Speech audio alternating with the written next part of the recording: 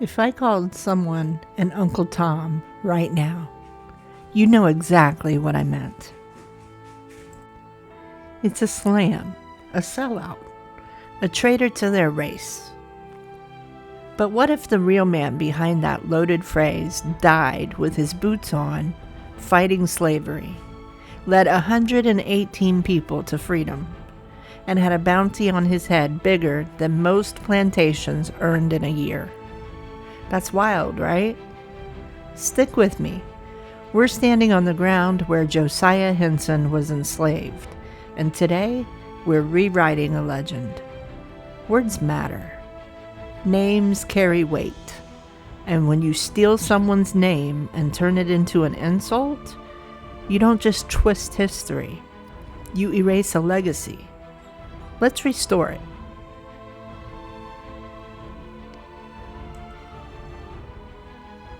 Look, I'm not here to scold anybody. Words change, language evolves, I totally get it. But when a genuine hero, a towering figure of courage and faith, gets twisted into an insult, somebody's got to hit the rewind button and set the record straight. It's not just about historical accuracy. It's about reclaiming a legacy. So we're going to do what Harriet Beecher Stowe herself never truly did. We're going to give you Josiah Henson in his own words. Let you walk in his own boots, feel the echoes of his own scars, and then you can decide who the real sellout was. Spoiler alert, it wasn't him. Let's just start with the sting, because it's powerful, isn't it? Uncle Tom today means a black person who bends over backwards for white approval, a snitch, a coward, someone who compromises their integrity for a pat on the head. It's a term that cuts deep, implying a betrayal of one's own people. But here's the kicker. That meaning, that deeply offensive connotation, it didn't come from the book Uncle Tom's Cabin at all. No, not really. It came from century-old minstrel shows, those grotesque, racist spectacles where white performers in blackface and later black performers forced into the same caricatures turned the character into a shuffling, wide-eyed clown. They stripped away all of Tom's dignity, his intelligence, his quiet rebellion, and left behind a subservient mockery. By the 1920s, black newspapers were already sounding the alarm, complaining that the phrase was pure poison, a tool of oppression. Fast forward to Twitter, and it's shorthand for traitor, a weaponized insult hurled with abandon. The problem is, the living, breathing man who inspired that character never groveled. He plotted. He never bowed. He broke free.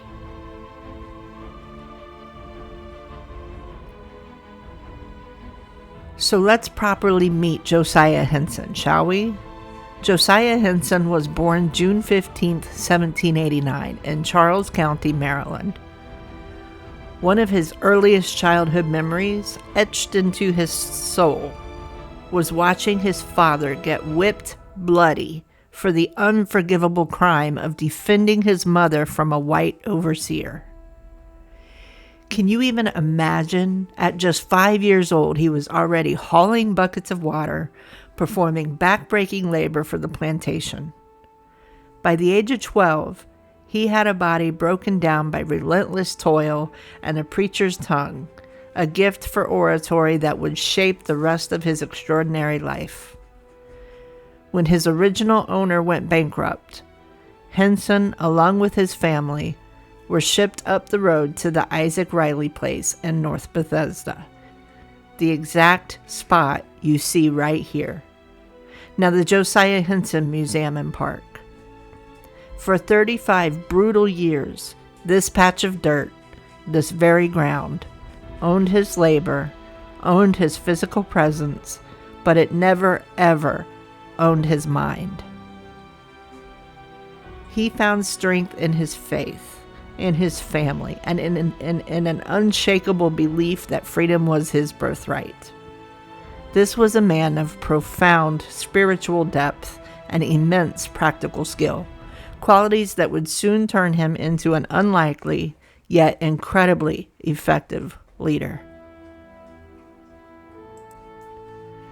From roughly 1795 until 1830, he labored, supervised, endured, resisted. Over time, he developed oratory skills, became trusted by his enslaver, and was even tasked in 1825 with escorting enslaved people from Maryland to Kentucky. And here, right here, is where the insult completely collapses. Picture this. It's 1825. Henson, trusted for his leadership and skills, is asked to escort 18 enslaved men, women, and children from Maryland all the way to a new plantation in Kentucky. He had the perfect chance to escape. He could have just kept walking north, slipped away into the night, secured his own freedom. But he didn't. Instead, he came back, not once, but twice, because the Riley family still held his wife and kids in bondage. His commitment to his family and to the others he had promised to lead was absolute. By 1829, Henson had tried to negotiate his freedom. He agreed to pay $450 to Riley, but Riley later inflated that to $1,000. The danger escalated. Riley planned to sell him to the Deep South, possibly separating him from his family. So he engineered an escape plan so meticulously tight, so brilliantly executed, that when he finally slipped away, under the cover of darkness, not one baby cried, not one dog barked, not one alarm was raised. In September 1830, he and his wife and children fled. They crossed the Ohio River, navigating danger, and finally entered Canada on October 28, 1830. They crossed into Canada, a beacon of hope, with nothing but a compass, a hymn on their lips, and a pistol he never even had to fire. But that wasn't the end. Henson didn't disappear into anonymity. He returned multiple times into U.S. territory as a conductor on the Underground Railroad, eventually guiding people to freedom. The total body count he personally shepherded to freedom, a staggering 118 souls. Does that sound like a sellout to you? Does that sound like a man seeking white approval? Absolutely not. That sounds like a general, a liberator, a true hero. Canada gave him land, yes, but it certainly didn't give him silence. He wasn't content to simply enjoy his own freedom. He built a thriving settlement called Dawn in Ontario, a sanctuary for other freedom seekers, and started a sawmill that bankrolled their passage and helped them establish new lives. He also launched the British American Institute in 1842 to teach trades and educate freedom seekers. He became a respected minister, a powerful speaker, and a tireless advocate for abolition. He also spoke widely in the U.S. and Britain, raised funds, challenged narratives, and never backed down. In 1849, he published his autobiography, The Life of Josiah Henson, formerly a slave, now an inhabitant of Canada. This powerful, unvarnished account of his life, his struggles, and his triumphs landed directly in the lap of a white Connecticut housewife named Harriet Beecher Stowe. She devoured it. She wept over it. And then she whipped up a little story you might know, Uncle Tom's Cabin. Stowe lifted scenes almost verbatim from Henson's narrative. The faithful Christian slave, the brutal overseer, the harrowing escape across ice floes. The book was an absolute phenomenon. Sales exploded, 300,000 copies in the first year alone, a staggering number for its time. Abraham Lincoln himself reportedly called Stowe the little lady who started this great war. But the man, the real man, who gave her the blueprint, who provided the very soul and substance for her iconic character, Josiah Henson got paid $0 and received zero credit at the time. It's a profound historical injustice, isn't it? Harriet Beecher Stowe's Uncle Tom's Cabin in 1852 drew heavily on his narrative. She later, in a key to Uncle Tom's Cabin in 1853, acknowledged Henson's work as one of her sources. But Henson got no credit or compensation at the time. His story was absorbed, sanitized, and twisted over decades, while the myth of a subservient Uncle Tom grew. Touring minstrel shows reimagined Uncle Tom as a stooped, grinning lackey, a distortion to protect white power. By the 20th century, Uncle Tom had become a racial insult, divorced from the real man's integrity and resistance. Let's talk numbers for a minute, because money often talks louder than morals, especially when we're discussing the brutal economics of slavery.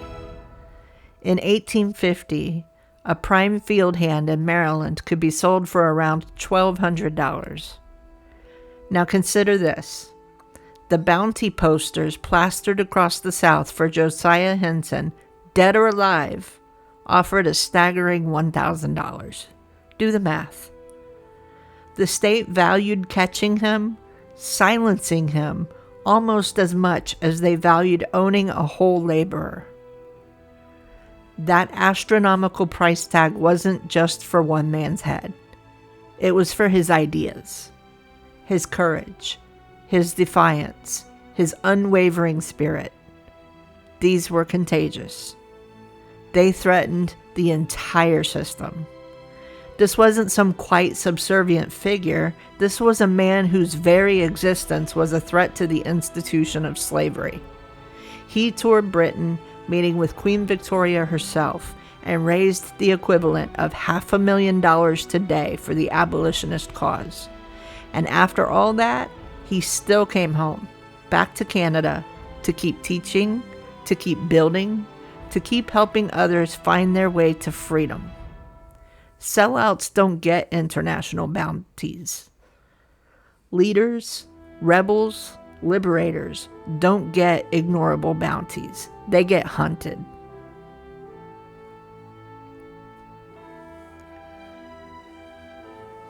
So, how did this incredible hero, this genuine liberator, flip into such a vile insult? It's a tragic tale of erasure and distortion.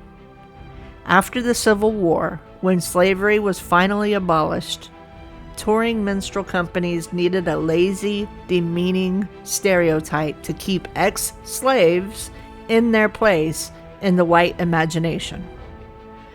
They took Stowe's gentle, devout Christian character, Uncle Tom, but then they deliberately stripped out his moral fortitude, his quiet acts of rebellion, his deep personal integrity.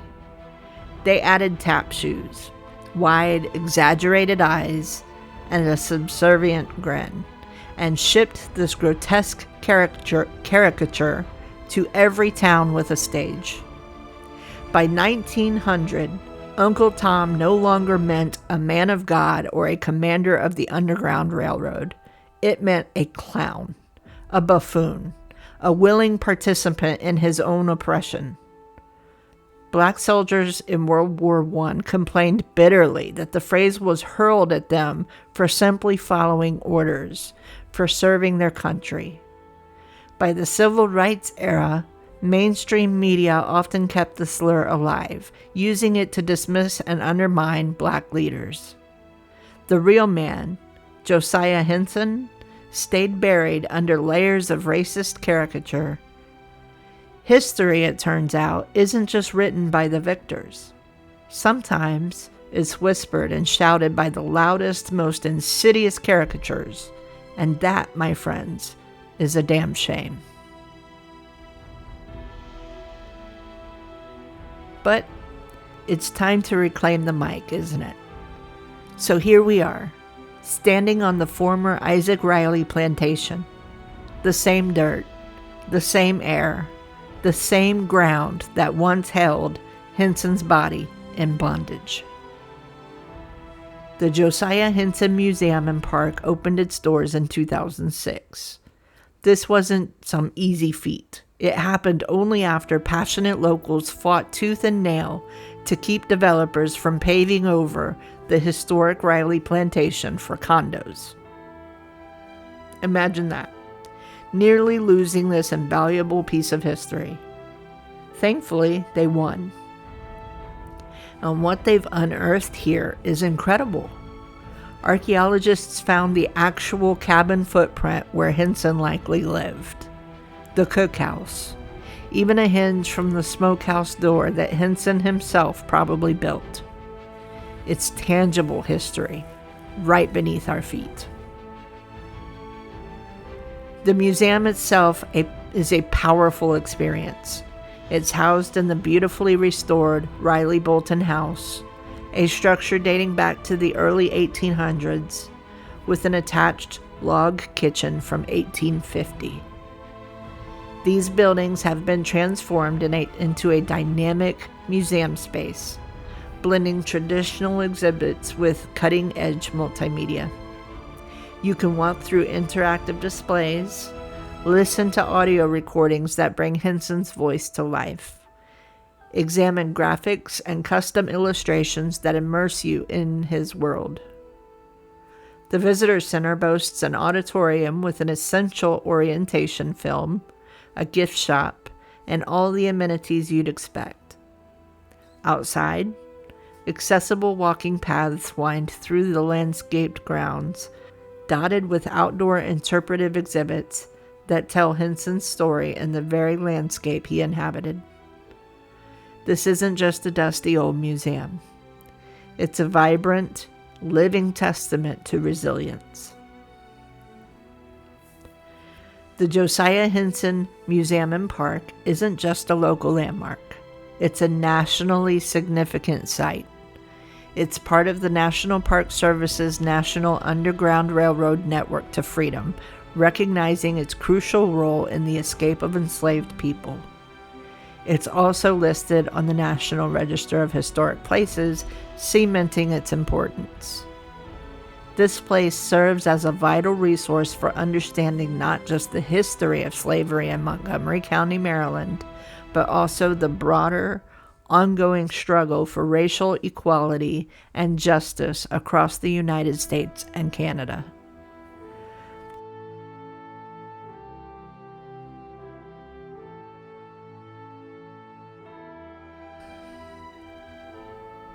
The museum's mission is clear: to correct the pervasive misconceptions about Henson and to honor his profound contributions to abolitionism and African American heritage. His story is a powerful reminder of unwavering faith, immense courage, and an unyielding dedication to helping others, even in the face of unimaginable brutality. And the punchline? Kids leave here saying, Uncle Tom was a G, a gangster, a hero, a legend. And their parents? They often stand corrected, their entire understanding flipped on its head. The experience is intimate. It's small in scale, but enormous in impact. You leave humbled, enraged, hopeful, a living reminder that the past isn't just in books, it's right under our feet.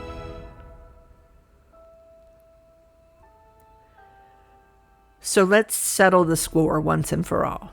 If you still think the phrase Uncle Tom is harmless or just a bit of antiquated slang, swap it for a second. Imagine the name Rosa Parks becoming slang for lazy, for someone who wouldn't stand up for themselves. Or Frederick Douglass becoming shorthand for a coward, someone who wouldn't fight for freedom. Sounds absolutely nuts, right? That's how upside down this situation is. Words have power. They don't just describe reality, they shape it. When a hero's name, a name that should inspire courage and resistance, becomes a slur, the movement bleeds. The legacy is tarnished, and future generations are robbed of a true role model. So the next time you're ready to drop Tom on somebody, remember who you're actually slapping. You're slapping a freedom fighter who never got paid, never got thanked, never quit, and ultimately never stopped fighting for justice. That's not a traitor. That's a legend. If this video flipped your script, even just a little bit, do me 2 quick favors before you bounce. 1, hit that share button so the algorithm quits treating truth like some kind of rumor. Let's get this story out there. 2, drop a comment below with the historical insult or misconception you want busted next. I read every single one, and your pick might just be our next deep dive. Let's keep digging. History isn't just written by the victors. Sometimes it's whispered by the loudest, most ignorant clowns. Josiah Henson's boots hit this very mud. His blood soaked this soil, and his courage still echoes in every single freedom line that crossed north into Canada. The name Uncle Tom was stolen from a hero. Maybe, just maybe, it's time we steal it back.